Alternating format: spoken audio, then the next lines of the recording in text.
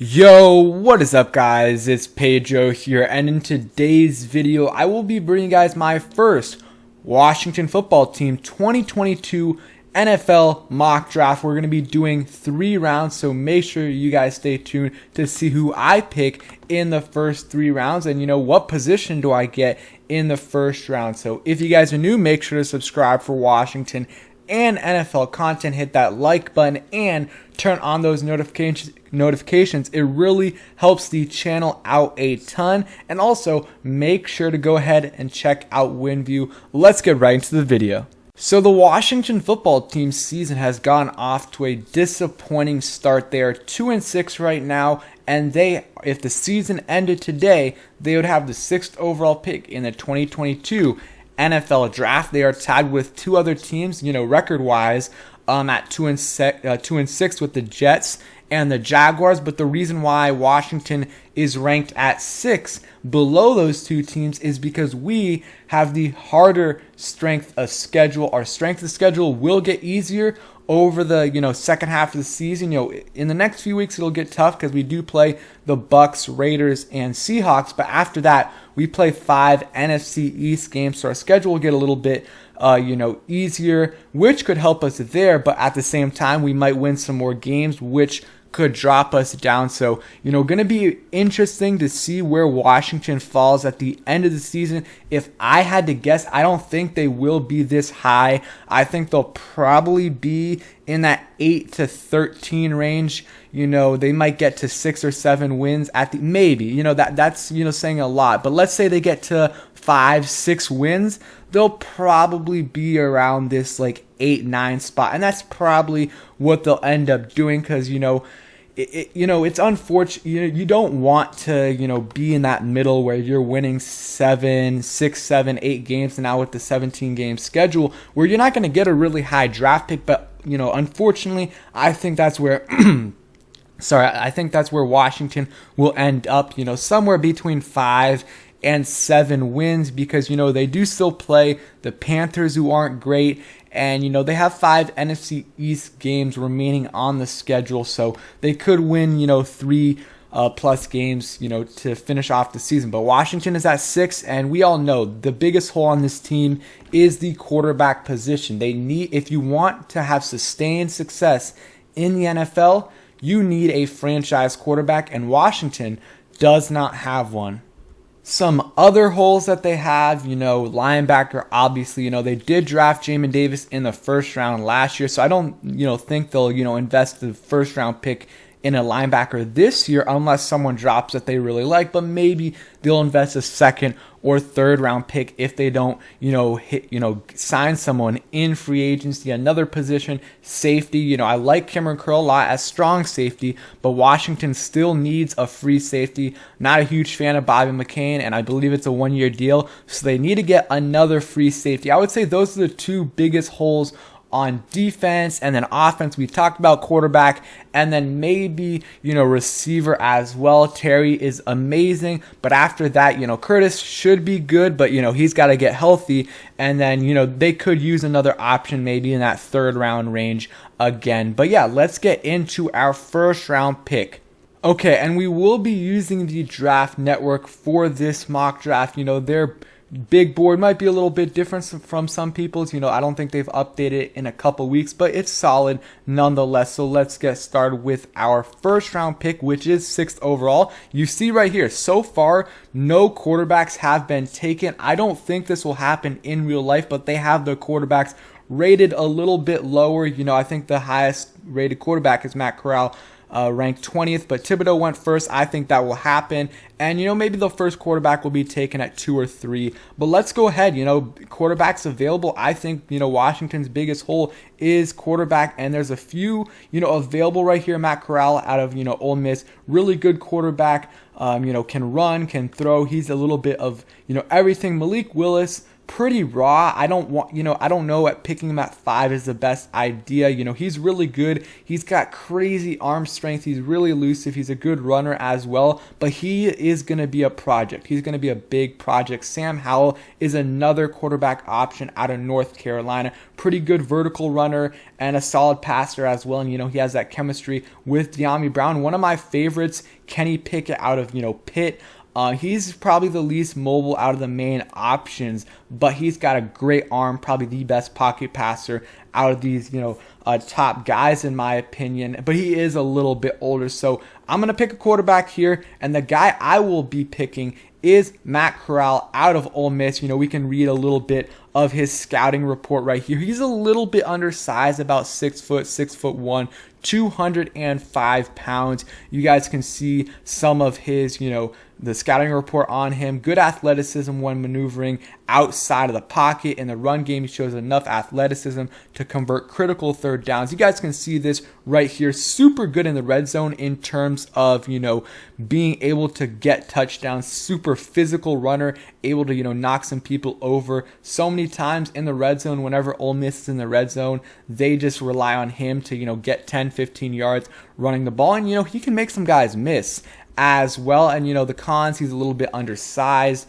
and lacks some measurables, but we've seen in the last few years that mold break a little bit. There's undersized quarterbacks that are succeeding in the NFL. Doesn't have great arm strength, but he's able to make some big time throws in the pocket as well. We look at his stats, so far through pretty much over half the season, he has a 67% completion percentage, 2,500 yards, 16 touchdowns, and 2 interceptions. You love to see that ratio, 8-to-1 touchdown to interception ratio. And he also, if you look at his rushing stats, he has 528 rushing yards, averaging 4.6 yards per run, and he has 10 touchdowns. That is really good numbers right there. And, to top it off, he has 1 catch for 19 yards.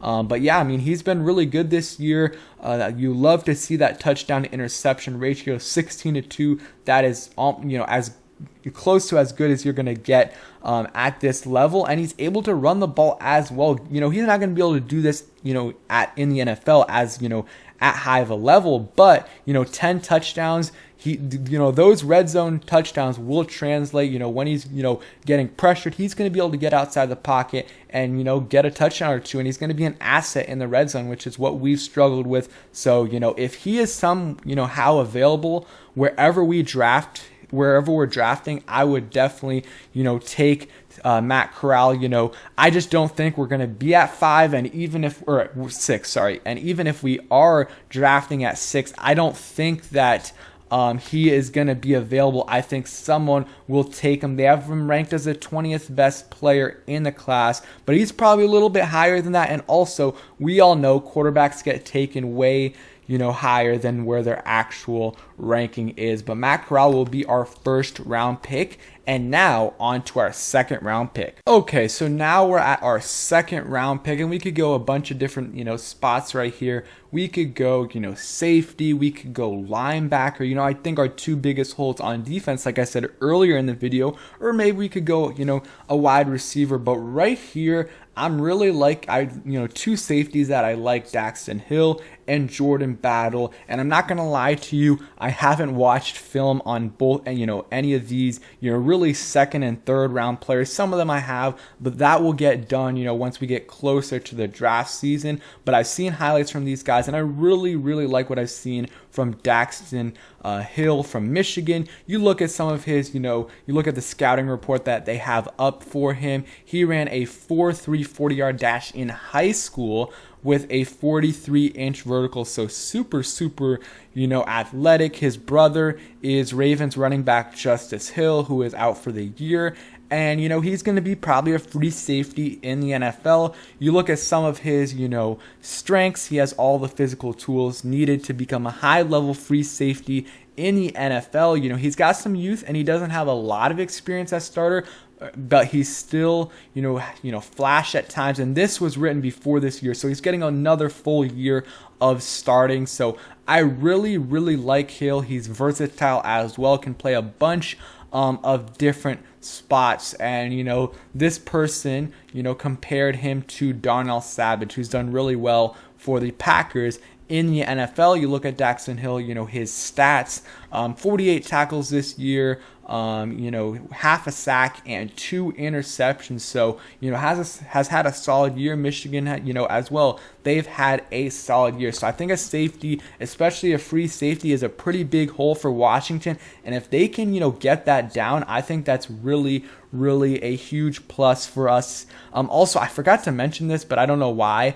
Cornerback is another position that we could definitely fill up. It's going to be hard just because, we did invest a 3rd-round pick in Benjamin St-Juste, and he's been playing solid. And then William Jackson and Kendall Fuller are both, have decent contracts right now, money-wise. So maybe they can move on from one of those guys, more likely Kendall Fuller if they want. Then they could probably draft a corner in the 1st round or 2nd round. But if not, it's going to be tough. But Daxton Hill, safety, very versatile, and he's an athletic freak, and I think it would be great to add him to this defense. The defense is starting to turn it around, and if they can, add a safety like Daxton Hill, I think that would really, really help them out, because there's been a lot of issues at safety this year, especially early on when Landon Collins was there, and Bobby McCain has not, he hasn't played great. So now on to our 3rd round pick. Okay, so with our final pick in today's video, the best player available, Brandon Smith, is at a position of need, so I have to take him. But before I do,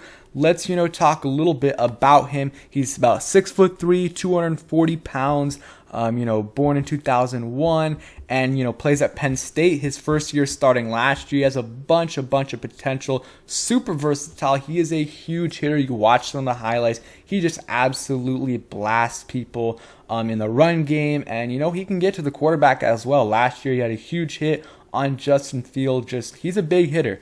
And, he's still developing as, a cover guy. Wasn't asked to do a ton as, a cover guy last year, but I think he's going to get more into that this year, and he has so far. So I think he will be a good linebacker. He won't necessarily be a middle linebacker. Will probably be an outside linebacker. So you can have Jamin Davis in the middle, and then Cole Holcomb and Brandon Smith on the outside. So I'm going to go ahead and take him, and that'll be our last pick, but we can look at his stats real quick. So played a little bit in 2019, started in 2020, and then this year, 61 tackles so far, 2 sacks, 1 forced fumble, had an interception last year, and, he can get to the quarterback. He's good in the run game, and, he has some really good potential in coverage as well. So, that was the mock draft. We're going to see all the picks right here in a second, but I feel really good about what we did. Got a quarterback, which is our biggest hole on the team. I know some people love Heineke,